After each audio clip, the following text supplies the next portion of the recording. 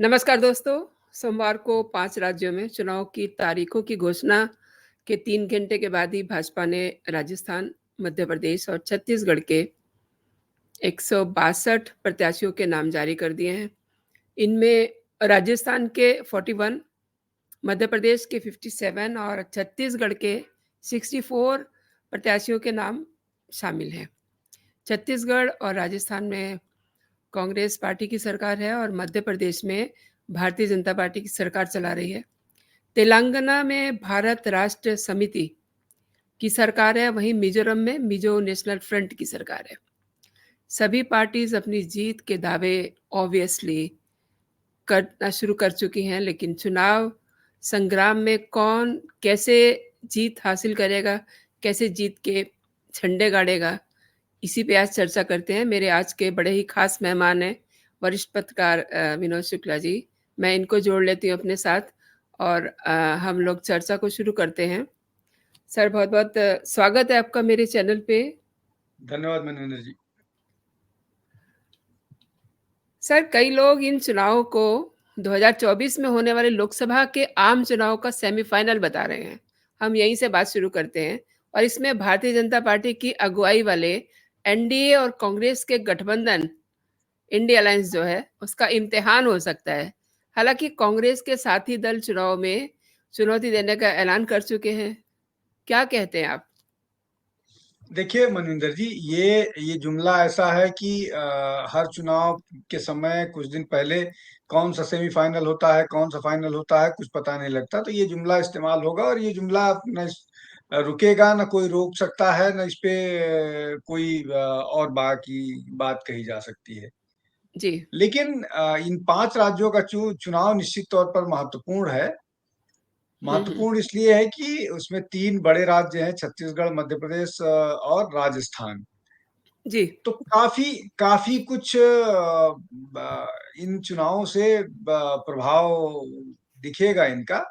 लेकिन हम्म। ये कहा नहीं जा सकता कि इन चुनाव के जीतने या हारने से 2024 के परिणामों पर कोई फर्क पड़ेगा, इसलिए कि पिछले चुनाव में भाजपा राजस्थान हार गई थी, छत्तीसगढ़ हार गई थी, और मध्य प्रदेश भी हार गई थी। हालांकि वोट परसेंट भाजपा का ज्यादा था, लेकिन सीटें कांग्रेस को ज्यादा मिली थी। जी। बाद में परिस्थितियां कुछ ऐसी बनी कि वहां सरकार हम्म। भाजपा की बन गई। लेकिन उसके तुरंत ही 2-3 महीने बाद जो चुनाव हुए, उसमें इन 3 प्रमुख प्रदेशों की अगर बात करें जी। तो राजस्थान की 25 लोकसभा सीटें भाजपा ने जीती। मध्य प्रदेश में 29 में से 28 सीटें जीती और छत्तीसगढ़ में 11 में से 9 या 10 सीटें जीती। मुझे एग्जैक्ट नंबर ध्यान नहीं है, लेकिन शायद जी। 11 में से हम्म। 9 या 10 सीटें जीती। तो जी। ये कहना कि ये सेमीफाइनल है या क्वार्टर फाइनल है या लीग मैच है, ये हम आप बैठ के चर्चा करते रहेंगे। हम आप बैठ के चर्चा करते रहेंगे। जितने लोग चुनावी गणित की बात करते हैं, वो लोग इस तरह की चर्चा करते रहेंगे। जी मनविंदर जी। जी। अच्छा, अब दावे भी शुरू हो चुके हैं और आधी लड़ाई तो आई थिंक सोशल प्लेटफॉर्म पे ही चलने वाली है। सोशल प्लेटफॉर्म एक्स पे नड्डा ने लिखा है कि भाजपा भारी बहुमत से सभी राज्यों में सरकार बनाएगी। एक बात। उधर कांग्रेस के अध्यक्ष मल्लिकार्जुन खड़गे ने भी दावा किया है कि चुनाव की तारीखें का ऐलान हो चुका है और विदाई जो है बीजेपी की, उसकी घोषणा हो गई है। यानी कि उन्होंने जो तारीखों का ऐलान है, उसके साथ ही बीजेपी की विदाई कर दी है। उन्होंने भी सोशल प्लेटफॉर्म एक्स पे लिखा है कि 5 राज्यों के चुनाव की घोषणा के साथ भाजपा और उसके साथियों की विदाई का उद्घोष हो गया है। कांग्रेस अपनी जीत पे इतनी कॉन्फिडेंट कैसे है? देखिए मनविंदर जी, कौन ये बोलेगा कि मैं चुनाव हार रहा हूँ? और ये दावे लगातार करेंगे, लेकिन ग्राउंड रियलिटी को हमको आपको सबको समझना पड़ेगा। किस तरह की जी। स्थितियां हैं, चाहे मध्य प्रदेश की हो, चाहे राजस्थान की हो, चाहे छत्तीसगढ़ की हो, चाहे तेलंगाना की हो। जी। तो ग्राउंड रियलिटी को समझना पड़ेगा और उसको देखिए। ग्राउंड रियलिटी कोई भी राजनीतिक दल स्वीकार इसलिए नहीं करेगा कि चुनाव से पहले हुँ। कोई भी राजनीतिक दल जो जहाँ जीत रहा हो वहाँ या हार रहा हो, ये नहीं स्वीकार, जीतने तो को बोलेगा कि हम जीत रहे हैं, लेकिन अगर कहीं हार रहा है तो वो नहीं स्वीकार करेगा। जी। अब जैसे तेलंगाना में भाजपा की स्थिति कमजोर है, हुँ, हुँ। वो ऐसी स्थिति में नहीं दिख रहे हैं कि वहाँ सरकार बना पाएँगे। लेकिन अगर आप भाजपा के किसी नेता से पूछिएगा तो बिल्कुल नहीं स्वीकार करेगा। जी, जी। राजस्थान में कांग्रेस की हालत बहुत खराब है, लेकिन कांग्रेस नहीं मानेगी कि वो चुनाव हार रही है वहाँ पर। छत्तीसगढ़ में बीजेपी कमजोर है, नहीं मानेगी। और राजस्थान में कांटे की लड़ाई है, लेकिन दोनों दावा करेंगे हम जीत रहे हैं।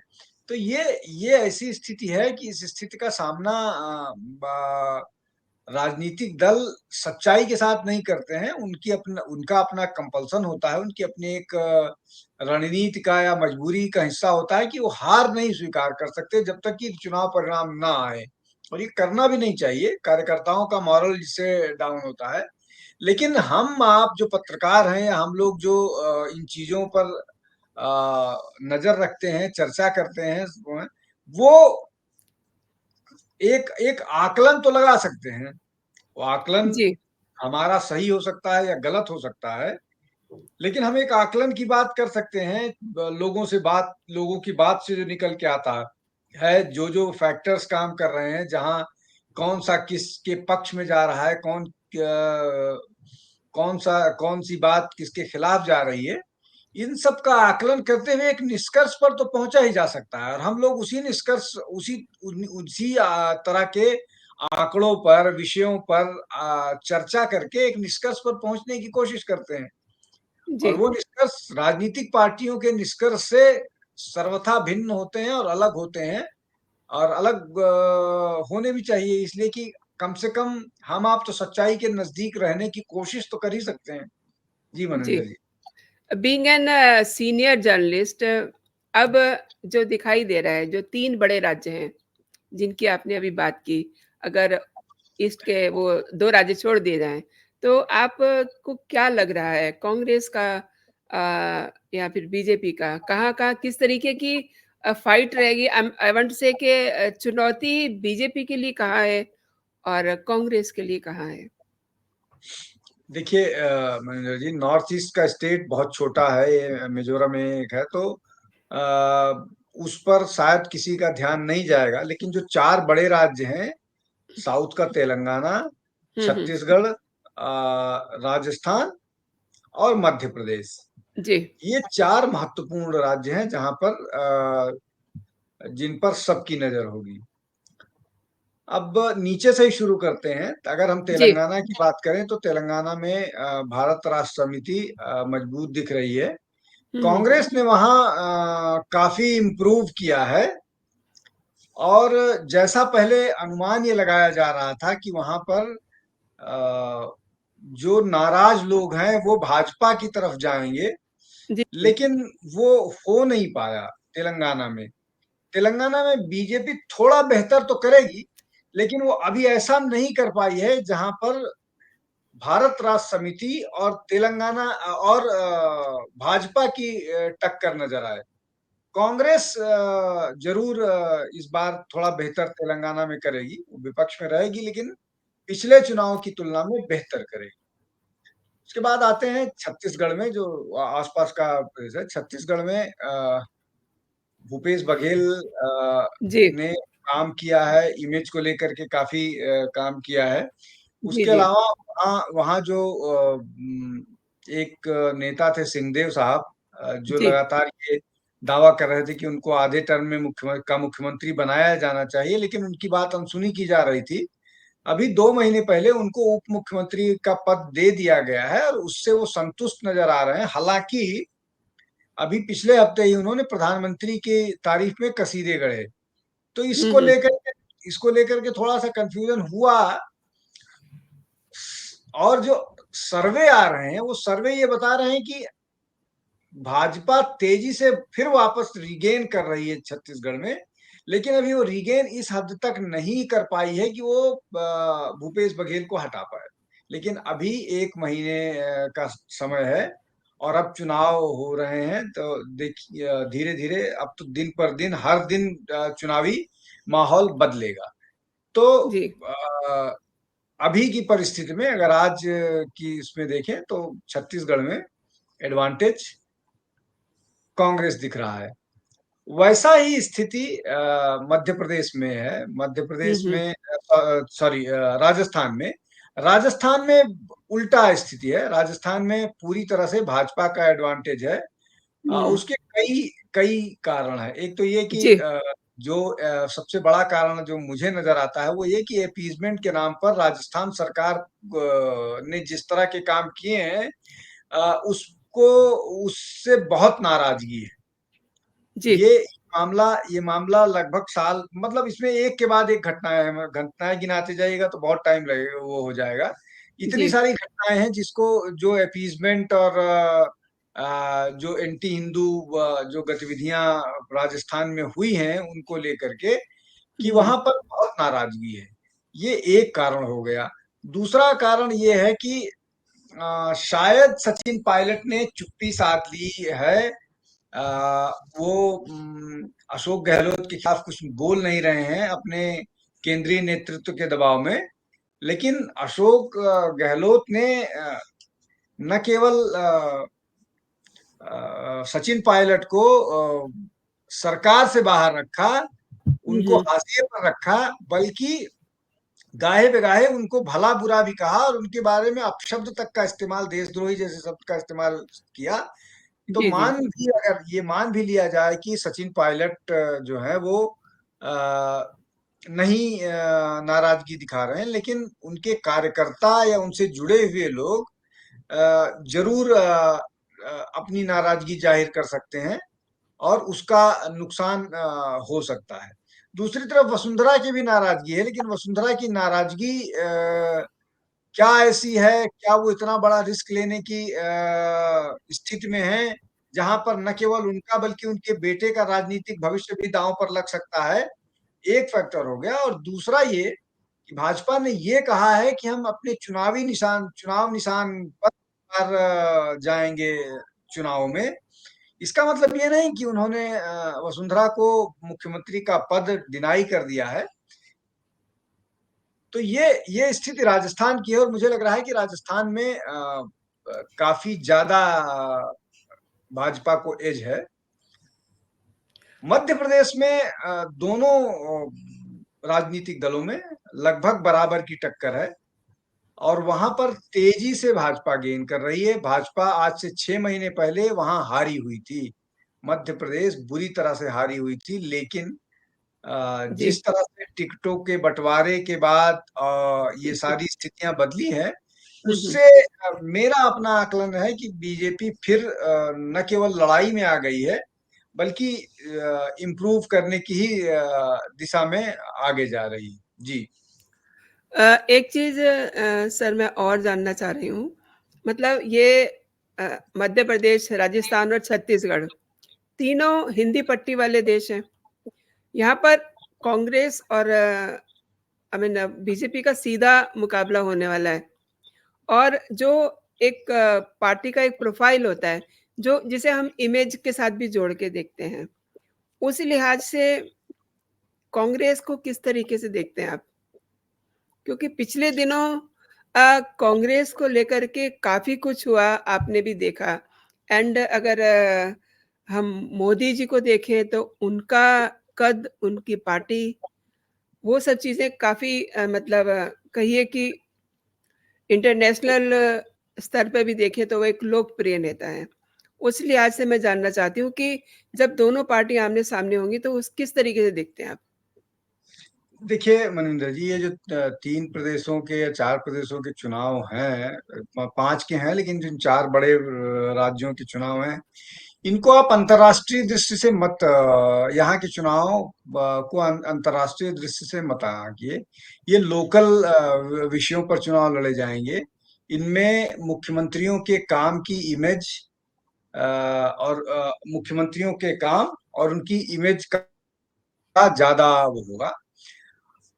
उस लिहाज से मध्य प्रदेश लंबा समय हो गया है भाजपा का शासन का, तो जो एंटी इनकम्बेंसी है वो काफी लंबी हो गई है। हुँ, तो हुँ। वो भाजपा को वही नुकसान कह रहा है। लेकिन चूंकि मध्य प्रदेश में भाजपा का कैडर बहुत मजबूत है, इसलिए मध्य प्रदेश में वो इम्प्रूव कर रहे हैं। और छत्तीसगढ़ में जो कहा यह जा रहा है कि वहाँ कांग्रेस जीत रही है, तो वो राहुल गांधी की उपलब्धियों के कारण नहीं जीत रही है। वो मुख्यमंत्री के काम का, और जिस तरह से उन्होंने हिंदुत्व वाले विषय को बीजेपी के पास जाने नहीं दिया है, और एक के बाद एक योजनाएं जिसका जिसका सनातन से लिंक है। हालांकि उनके पिताजी राम को गाली देने के चक्कर में जेल जा चुके हैं, लेकिन और जमानत पर हैं, लेकिन जिस तरह से पॉलिटिकली बहुत तरीके से भूपेश बघेल ने चीजों को इस्तेमाल किया है, ये उस कारण से छत्तीसगढ़ में कांग्रेस को एज है। और राहुल, अब देखिए जीत जाने के बाद सारा क्रेडिट चला जी। जाता है बड़े नेताओं को, हुँ, हुँ। लेकिन किसी भी तरह से ऐसा मुझे नहीं लगता है कि राहुल गांधी की छत्तीसगढ़ में अगर कांग्रेस की जीत होती है, तो राहुल गांधी की जीरो भूमिका भी होगी, कोई भूमिका नहीं होगी। वो सीधे सीधे भूपेश भूपेश बघेल का चुनाव है, जैसा कि अन्य उसमें मुख्यमंत्रियों का के इमेज का फायदा और नुकसान होगा। हुँ, तो हुँ। ये एक बड़ा वो है। तो चाहे आप बीजेपी के नेताओं की बात करें अंतर्राष्ट्रीय मसलों का, या आप कह रहे हैं कि G20 या ग्लोबल साउथ, या जो जिस तरह से अमेरिका के साथ या क्वाड या इसका है, इसका कोई असर प्रदेश के चुनाव पर नहीं होता है। जी। मैंने ये सवाल सर, ये लाइन इसलिए जोड़ी थी क्योंकि अभी वक़्त बदला है और जो हमारा यूथ है, वो इन सब चीज़ों पे फ़ोकस करता है, प्लस जो और भी दूसरे लोग हैं, वो भी इन सब चीज़ों पे फ़ोकस करते हैं क्योंकि हर हाथ में मोबाइल रहता है, हर व्यक्ति ये देख सकता है कि देश में क्या हो रहा है, प्रधानमंत्री क्या कर रहे हैं, राहुल गांधी क्या बयान दे रहे हैं। क्योंकि इससे पहले ये सब चीज़ें जाकर के डोर टू डोर बतानी पड़ती थी। अब लोगों को वैसे ही पता है, इसलिए मैंने ये लाइन जोड़ी थी, अंतर्राष्ट्रीय पटल की। नहीं नहीं, आप बात ठीक कह रही है, आपकी बात सही है कि सूचना का विस्तार या सूचना पहुंचने के तरीके इतने सुलभ हो गए हैं कि सबके पास सारी सूचनाएं रहती हैं। जी। निश्चित तौर पर उनका प्रभाव होता है। लेकिन मुझे लग रहा है उन सब का प्रभाव आप वोट देते समय तब करते हैं जब आपको लगता है कि जिस सरकार को चुनेंगे, आने वाली सरकार को, हुँ, वो हुँ। इनको इस्तेमाल कर पाएगी अपनी योजनाओं में। हुँ, हुँ, लेकिन हुँ। मध्य प्रदेश की सरकार किसी इंटरनेशनल इशू पर क्या योजना बनाएगी, या छत्तीसगढ़ की सरकार क्या बनाएगी, या राजस्थान की सरकार क्या बनाएगी? निश्चित तौर पर उसका फायदा होगा, लेकिन बहुत थोड़ा परसेंट होगा, इसलिए कि ज्यादातर लोग इस बात से ज्यादा रहते हैं कि हुँ, हुँ। प्रभावित होते हैं कि भाई उनके राज्य में सड़कें कैसी हैं, उनको बिजली मिल रही है कि नहीं मिल रही है, हुँ, हुँ। उपलब्ध मुहैया है कि नहीं है, उसके अलावा लॉ एंड ऑर्डर कैसा है। तो हुँ, ये हुँ। ये सारे फैक्टर्स हैं जो विधानसभा के चुनाव में काम करते हैं। हुँ, हुँ। अ, और मुझे लगता है कि वही प्रभावी ढंग से काम करेंगे। ये जो आप अंतर्राष्ट्रीय मसलों की बात कर रहे हैं, इनका असर लोकसभा के चुनाव में होगा, और अभी के चुनाव में जो होगा वो बहुत थोड़ा होगा, बहुत छोटा होगा, बहुत लिमिटेड होगा। छत्तीसगढ़ की बात करें तो वहाँ के जो मुख्यमंत्री हैं बघेल, उन्होंने सोशल प्लेटफ़ॉर्म पे लिखा है कि हम तैयार हैं। अब वहीं जो है जो वहाँ के पूर्व मुख्यमंत्री हैं बीजेपी नेता रमन सिंह, उन्होंने इशारा किया है कि राज्य में बदलाव होगा और उन्होंने एक चीज़ और भी कही है कि 5 साल में वहाँ कोई विकास नहीं हुआ, छत्तीसगढ़ की जनता ब्ला-ब्ला बहुत सारी चीज़ें हुई हैं। मतलब उन्होंने अ, कामों को तरजीह दी है, जैसा कि अभी आप कह रहे थे कि मुख्यमंत्री के काम को देखा जाता है। तो छत्तीसगढ़ को लेकर के सर क्या सोचते हैं आप? देखिए, छत्तीसगढ़ में काम को लेकर के जो जिस तरह से जनता के सामने पहुंचना चाहिए, हुँ। उसको भूपेश बघेल ने बहुत कुशलता से किया। हुँ, दूसरी हुँ। तरफ बीजेपी का कोई नेता इतना सक्रिय नहीं दिखा कम से कम छत्तीसगढ़ में कि वो नजर आए कि वो वहां से कांग्रेस के खिलाफ आंदोलन कर रहे हैं या तैयारियां कर रहे हैं कि उनकी विदाई कर पाए। और हम्म। भूपेश बघेल लगातार अपनी योजनाओं को, अपनी स्कीम्स को ऐड इतना, आप कोई अखबार उठा कर देखिए, भूपेश बघेल का चेहरा जरूर मिल जाएगा। तो जी। वो तो ये एक बड़ा फैक्टर है। तो इसलिए वो डेवलपमेंट की जो योजनाएं उन्होंने बनाई थी वो उन्होंने बताई भी और उसको जनता को समझाई भी, और जनता को आ, देखिए, अब ये तो आखिरी समय तक नहीं पता, कोई बता पाएगा कि कौन किसका कितना प्रभाव हो रहा है, लेकिन एक मोटा मोटी अनुमान यही लगाया जा रहा है कि भूपेश बघेल अपनी योजनाओं को जनता के सामने ले जाकर के बताने में सफल नजर आ रहे हैं। तो ये एक फैक्टर है। राजस्थान में ऐसा नहीं हो रहा है। राजस्थान में सरकार की बदनामी ज्यादा हो रही है, और इसीलिए वहां भी कोई नेता ऐसा नहीं खड़ा हुआ है जो भाजपा का कोई ऐसा नेता नहीं है जो अशोक गहलोत को चैलेंज करे। तो स्थितियां वहां भी छत्तीसगढ़ जैसी ही हैं, लेकिन राजस्थान में गलतियां ज्यादा हुई हैं। राजस्थान में जो अशोक गहलोत और सचिन पायलट का आपसी विवाद था, वो वो बहुत तीखा था, और वो बहुत ज्यादा मतलब उस उन मामलों पर कई बार सेंटर को इंटरवीन करना पड़ा। हाँ, तो बिल्कुल। इन सब को लेकर के वहां की स्थिति ज्यादा खराब है, जबकि छत्तीसगढ़ में बावजूद इसके कि वहां भी सेंटर को इंटरवीन करना पड़ा था सिंहदेव वाले मामले में, लेकिन वो ये बताने में कामयाब रहे कि उन्होंने काम किया है प्रदेश के लिए, डेवलपमेंट किया है प्रदेश के लिए, और वो बात जनता तक भी ले जाने में वो कामयाब अब तक दिख रहे हैं। जी। एक चीज़ आखिरी सवाल पे जाने से पहले मैं ये जानना चाहती हूँ, आई मीन तेलंगाना और दूसरे राज्य पे, अभी हाल ही में महिलाओं के लिए जो आरक्षण का बिल पास हुआ है, हालाँकि उसका फ़ायदा काफ़ी दिनों के बाद मिलने वाला है, लेकिन क्या वो फैक्टर इन हिंदी भाषी राज्यों में वर्क करेगा, काम करेगा? क्या सोचते हैं आप? देखिए, मुझे लगता है कि भाजपा कोशिश करेगी, कोशिश जरूर करेगी ये बताने की। जी। अ, अब वो कितना बताने में कामयाब होती है ये चुनाव परिणाम बताएंगे, लेकिन मुझे लग रहा है कि वो इस बात को बहुत तेजी से कह रहे हैं, और अगर अगर वो विधानसभा में ये बात लोगों तक पहुंचाने में कामयाब रही तो लोकसभा में इसका बड़ा फायदा होगा भाजपा को। जी।